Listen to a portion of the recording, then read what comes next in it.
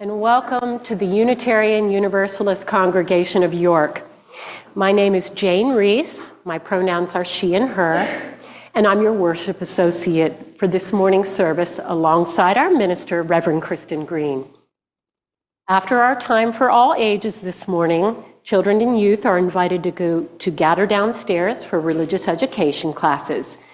And for families with very young children who would like childcare during worship, our nursery is also staffed and available downstairs. Please make sure to note important announcements listed in the back of our order of service. You can scan the QR codes with your phone for more events, activities, updates, and information for newcomers. And you also need to know that there's going to be an Easter egg hunt next Sunday, after our service.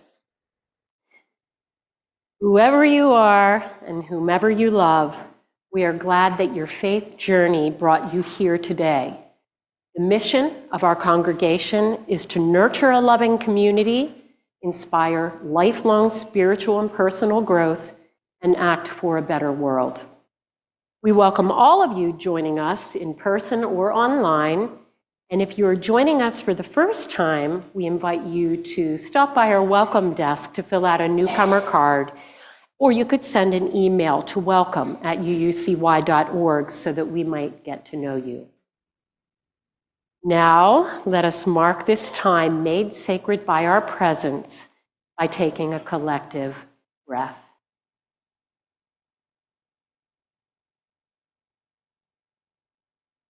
Again, welcome to UUCY.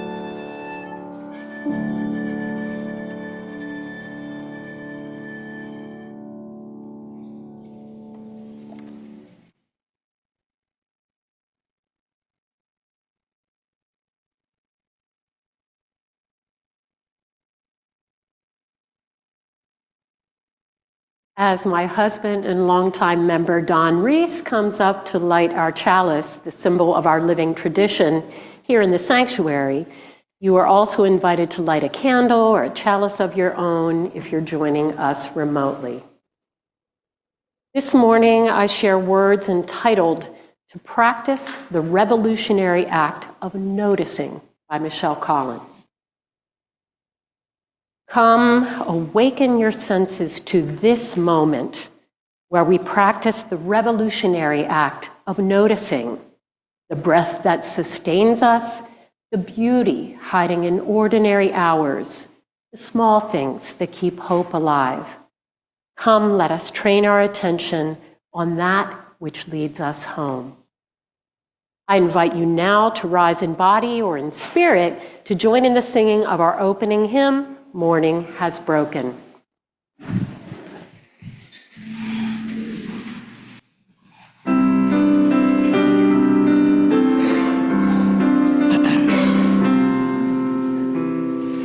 Morning has broken. Morning, blackbird has spoken like the first bird. Praise for the singing, praise for the morning, praise for them springing fresh from the word. Sweet the rains do fall, sunlit from heaven, like the first dew fall on the first grass. Praise for the sweetness of the wet garden, sprung in completeness where God's feet pass. Mine is the sunlight, mine is the morning, mine of the moonlight, Eden saw play. Praise with elation, praise every morning, God's recreation of the new day.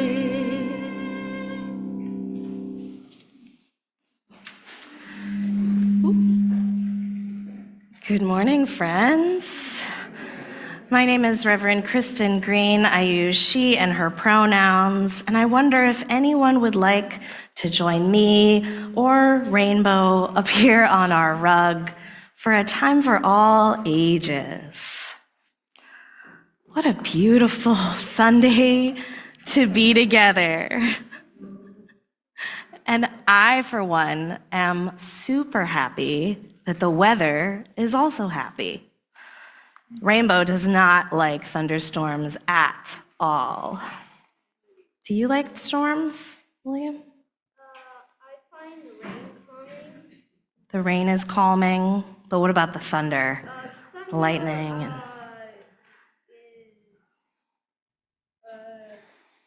sometimes gets me to sleep.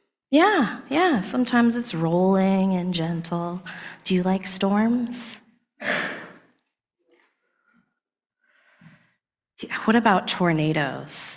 Has anyone witnessed a tornado or heard of tornadoes, or you've seen them? We had to hide in our basement. You had to hide in your basement.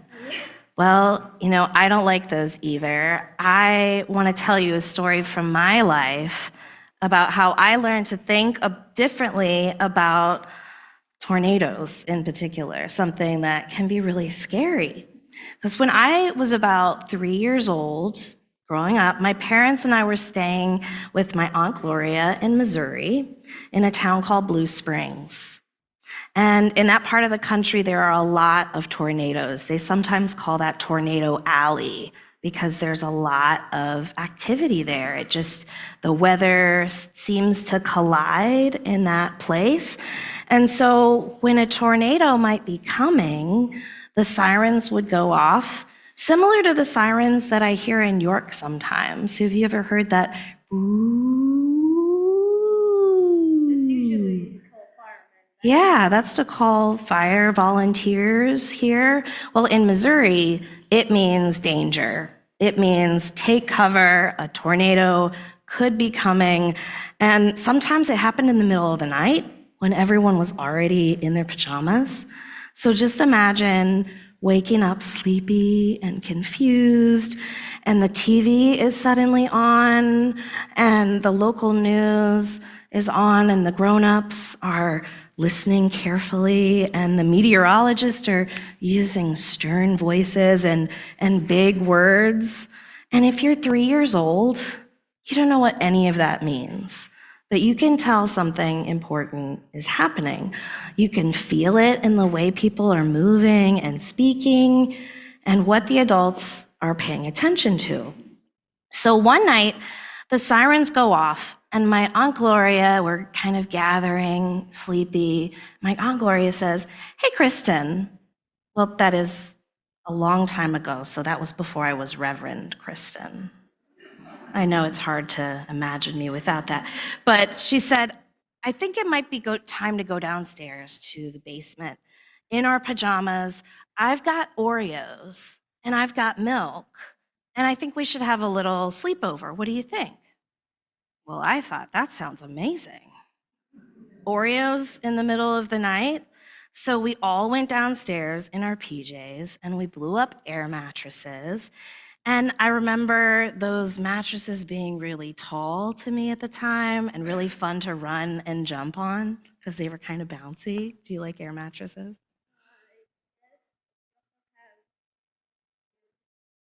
You've got Oreos already in stock. Perfect. Perfect.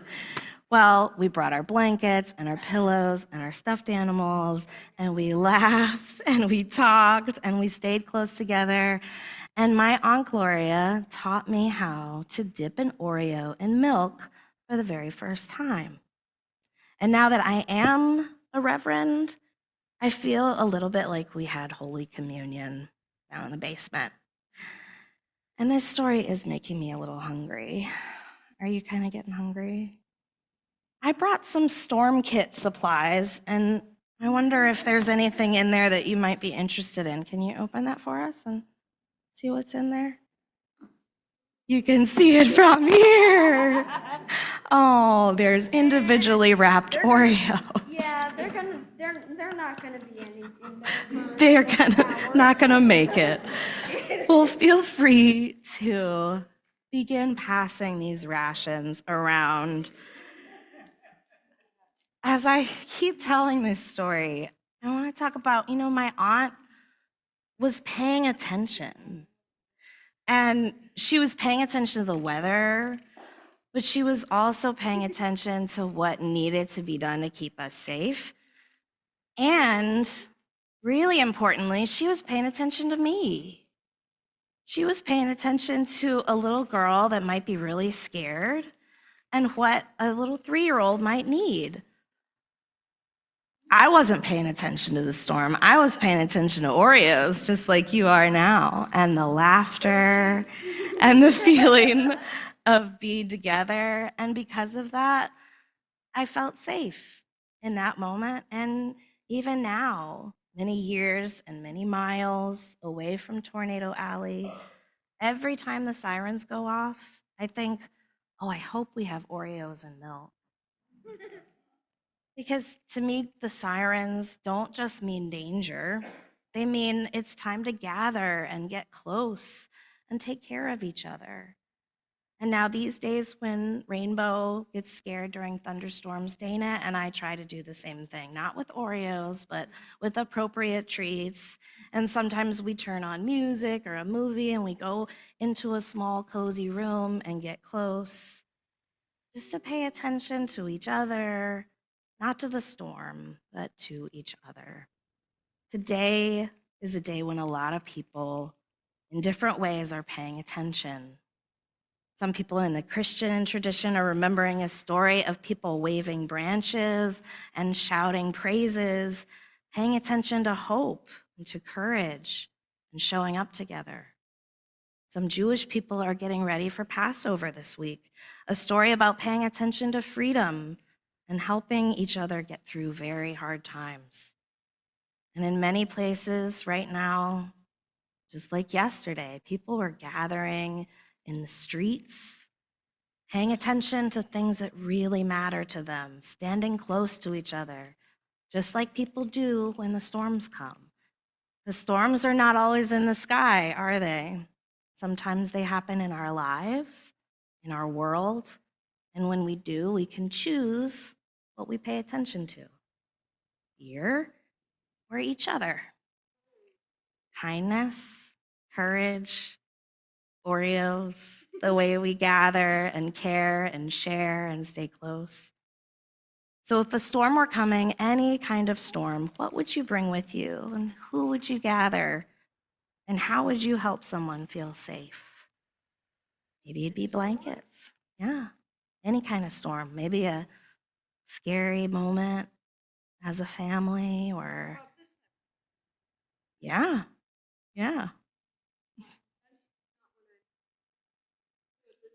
Is that from a video game? Fallout. I don't know much about that. You'll have to tell me about it. Wow, that is preparing for a storm. Yeah. Well, we get to choose what we'll take with us and what we'll stock up on. And if you're lucky, maybe you'll find some Oreos and milk. Thank you so much for gathering.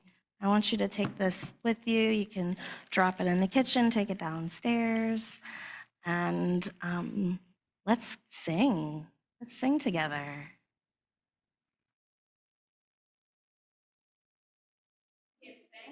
Our TL hymnal, number 1010.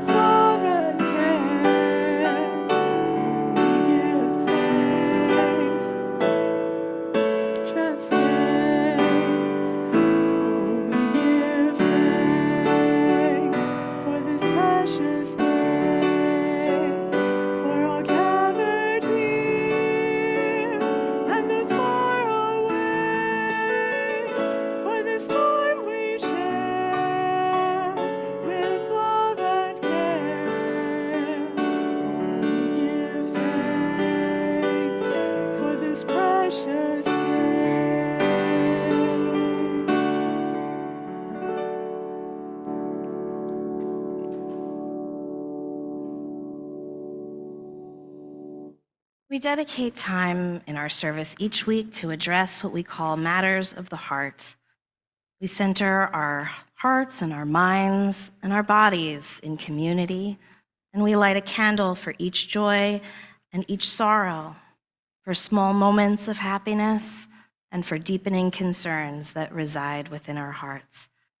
All are welcome to share with us anytime on our website, or by writing a note and placing it up here on the pulpit before worship. Our souls tuning in online can also type directly into the chat, and I will do my best to read it aloud.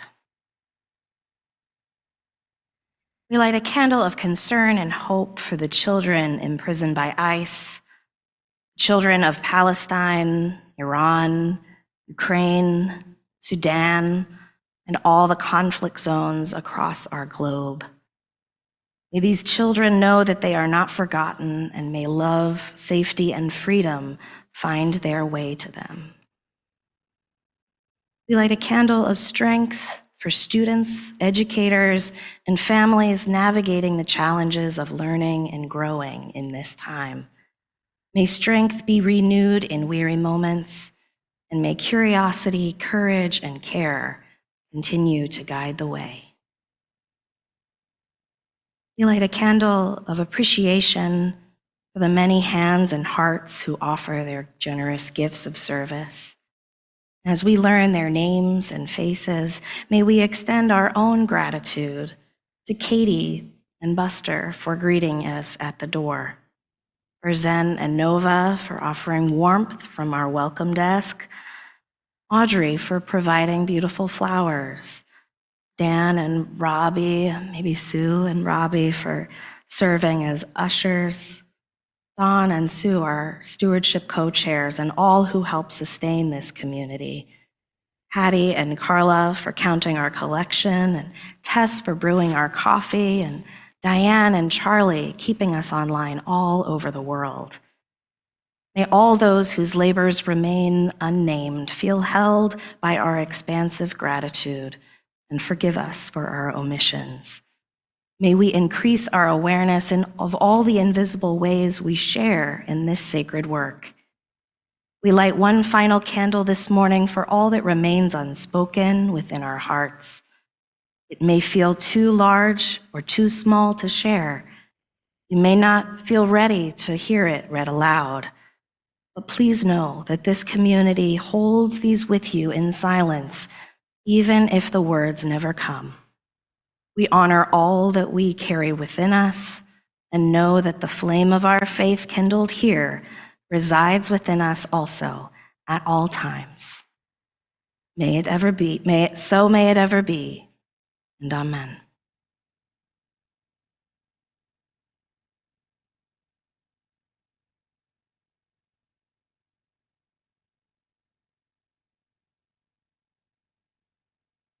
I invite you to turn to the printed insert included with today's order of service and join together in our responsive reading entitled, "We Are Called to Pay Attention" by Amanda Udis-Kessler.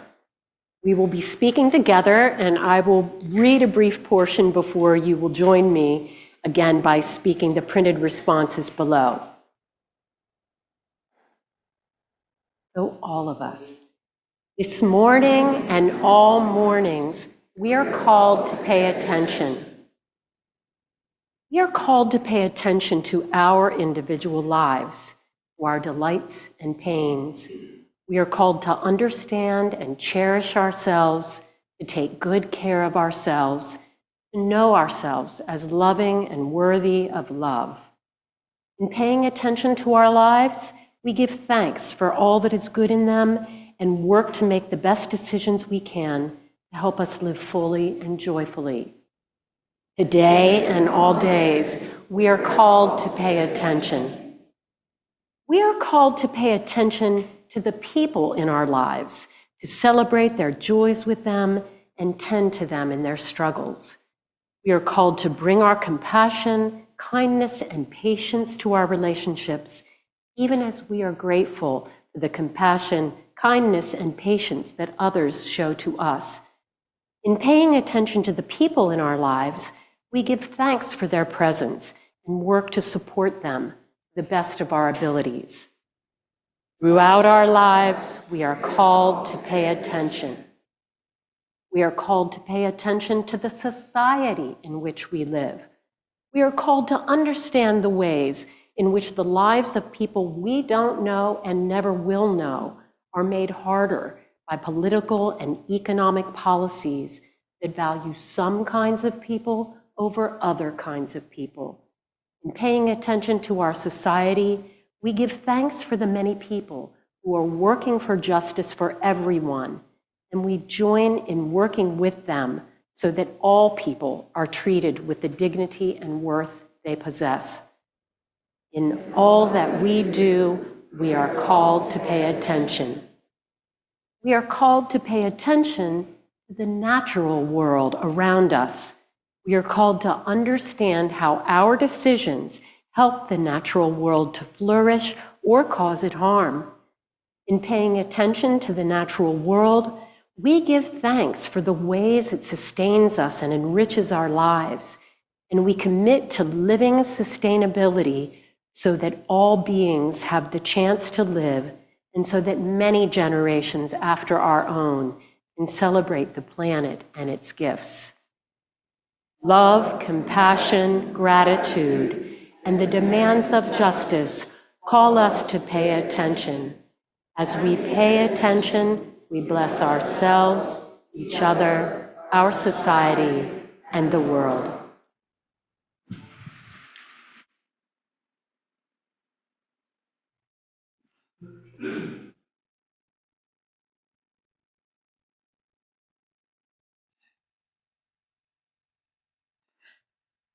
We are called to pay attention to our lives, to one another, to our communities, to the world. That is what we said together, and I believe that's true. And I also think that paying attention is not only about noticing what's wrong or what's urgent or what needs fixing. Sometimes paying attention looks like something else. Sometimes it looks like preparation, preparing for what might come, preparing for how we will care for one another, preparing not only for hardship, but also for joy. There's a kind of preparation that comes from fear. We know that kind well. It's careful and vigilant. It listens closely for the sirens. And sometimes that kind of preparation is necessary. But there's also another kind that's quieter, perhaps, but just as intentional. Kind of preparation that says something meaningful could happen. Something beautiful might unfold. And I want to be ready to meet whatever that is. I think about that moment on the road to Jerusalem. People laying down cloaks and waving branches. They did not know how the story would unfold even within the course of a week.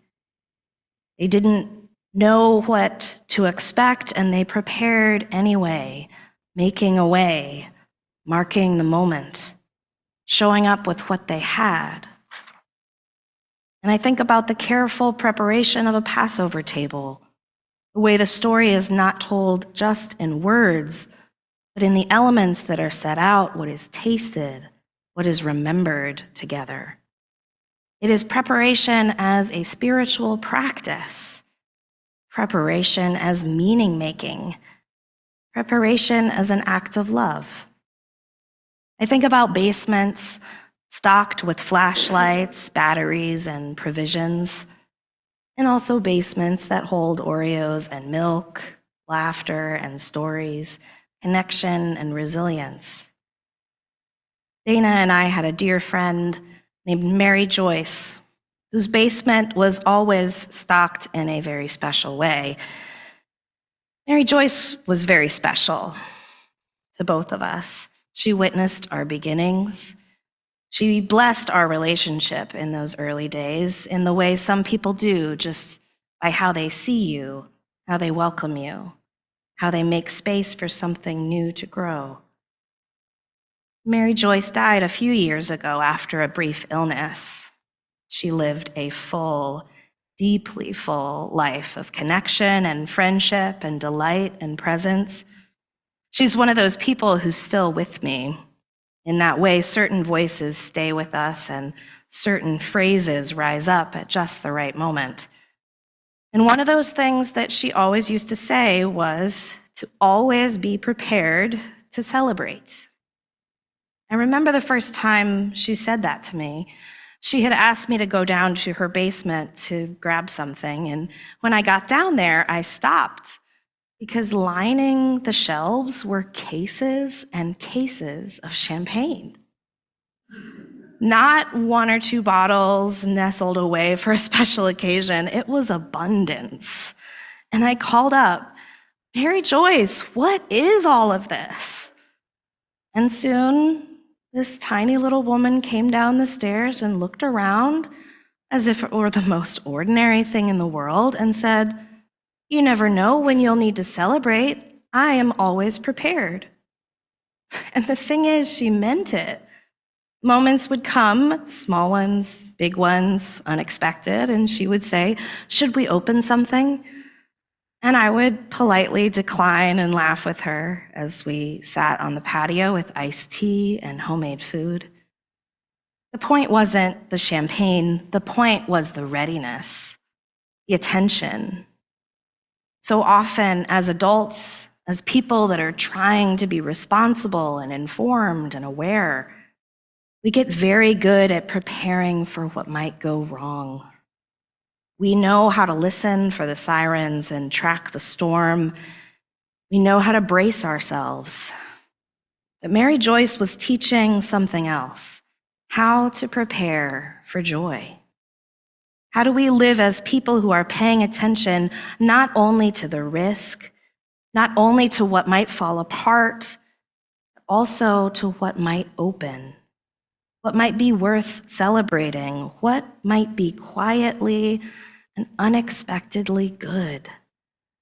Life asks us to be many things at once, to be attentive citizens, to be caring neighbors, to be honest about the storms in our lives and in the world, and also to not lose our capacity for delight, to not forget how to gather, how to mark a moment as meaningful. My Aunt Gloria stocked the basement with Oreos and milk and blow-up mattresses, and Mary Joyce stocked hers with champagne. There were different types of preparation, but maybe at the heart, the same wisdom. Pay attention, get ready, and stay close. Don't forget, there will always be moments that ask something more of you than simply endurance. There will be moments that ask you to celebrate the wins. So I find myself wondering if it's true what Adrienne Marie Brown says, that what you pay attention to grows. What is growing in our basements? What are we making room for, and what we are paying attention to and thinking about? Are we only preparing for survival, or are we also preparing for thriving? Are we preparing for what might go right? Are we making space in our lives, in our homes, in our communities, in our shared lives together for joy to arrive and be welcomed, for connection to deepen, for something worth celebrating to take shape even if we don't yet know what it is? That kind of preparation doesn't require certainty. It doesn't pretend everything will be easy or that the outcomes will be as expected. But it does say, I am paying attention. I am making room, and I'm always prepared to celebrate. We might be setting the table or pouring a glass of milk or keeping something special tucked away. We might be showing up or staying open or trusting that what we're building together matters, even when the outcome is not clear. There are seasons when we're asked to be especially thoughtful about how we care for what we share, how we tend to what's been entrusted to us. And in these seasons, it can be easy to focus only on what is needed, what is lacking. And maybe there's also a quiet invitation to remember the abundance that is possible, to remember what we're preparing for, not just endurance, connection, not just sustainability, but meaning. What does this place, what does this life mean to us?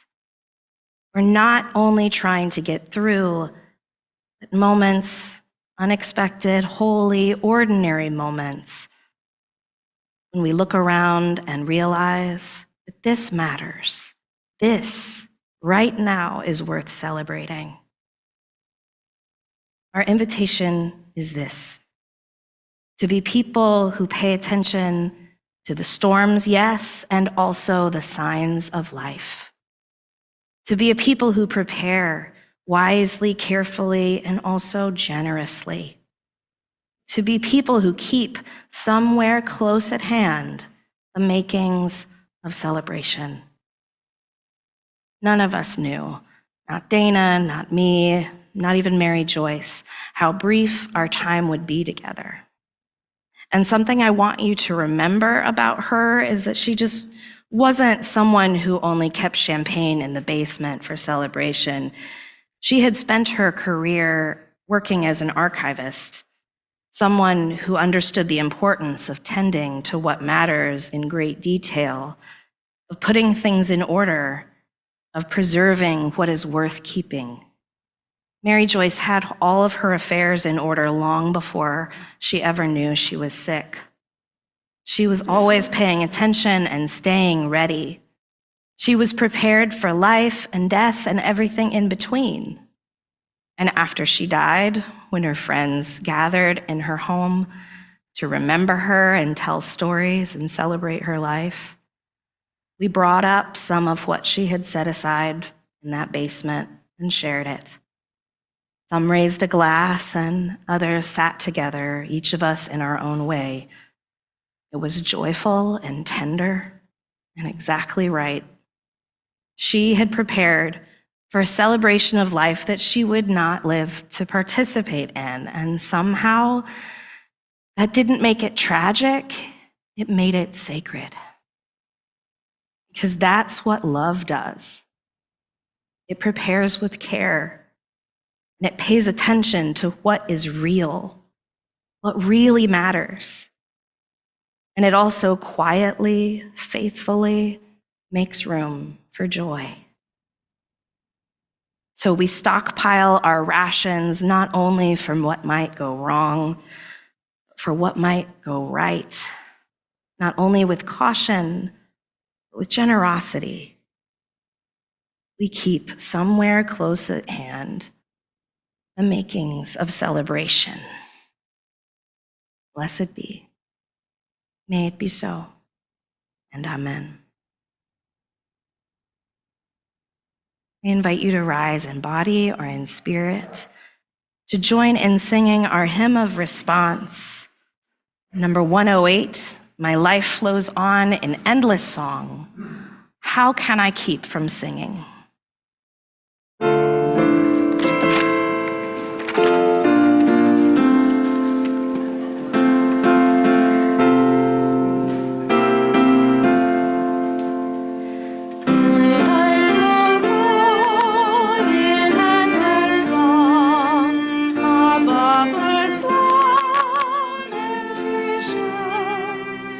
I hear the ring, the far off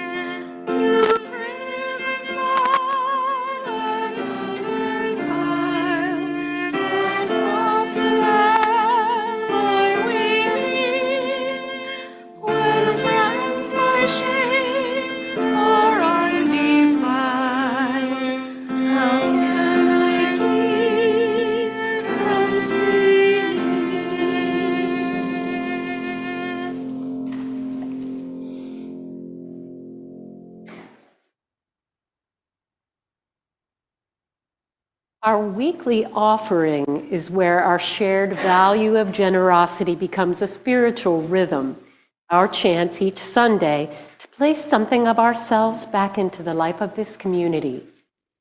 We commit to share our offering with a community organization that upholds our values. Our Share the Plate partner for March is the New American Welcome Center. The YMCA's New American Welcome Center has worked with a large influx of Haitian immigrants coming into York. Their office has successfully welcomed and supported nearly 4,000 newcomers since 2021. Currently, they conduct problem-solving sessions with clients as they assist them in understanding communications from the immigration enforcement, the county of office assistants, medical insurance providers, as well as employers. They also maintain an active donation program supplying both food and clothing. Thank you for your concern and support for immigrants in our community. The ushers will now collect the offering. And if this is your first time visiting with us, please feel free to let the basket pass you by. Your presence is a gift.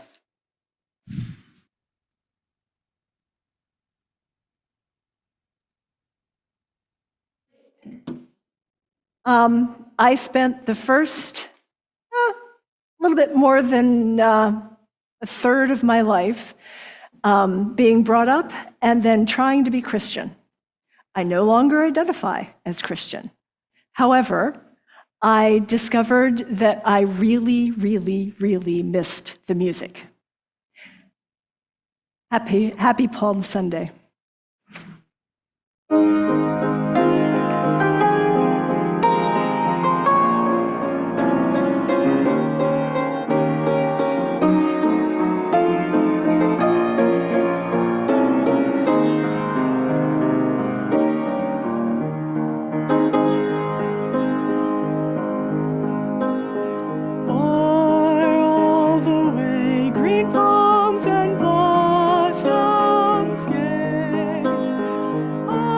Street.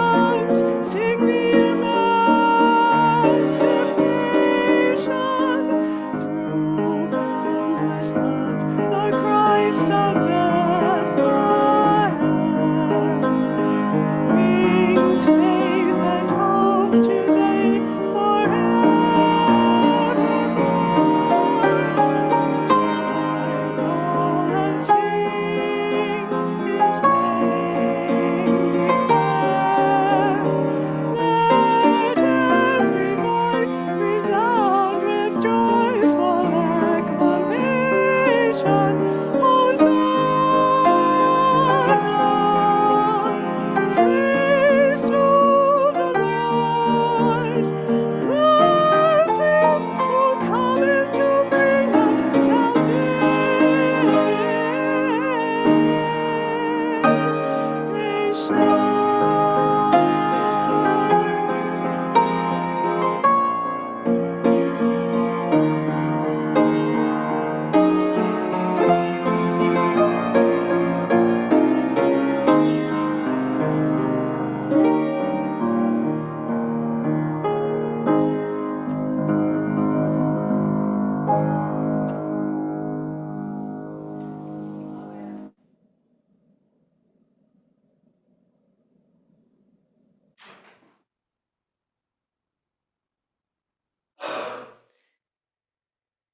Please join us in extinguishing our chalice and your home chalices, if you have lit them, with the words printed in your order of service. We extinguish this flame, but not the light of truth, the warmth of community, or the fire of commitment. These we carry in our hearts until we are together again. I have to extend extra gratitude to Lisa and Daniel for giving us such beautiful gifts of music this morning. Thank you. Can I just encourage a little more of this? Thank you. May we go from here, people who are paying attention, people who are stockpiling not only what helps us endure, but what helps us celebrate. And when the moment comes, as it always will and always does, may we turn toward joy, toward connection, and toward gratitude. Blessed be. And may this spirit carry us into song once more as we reprise, we give thanks once more. Please rise in body or in spirit to join us.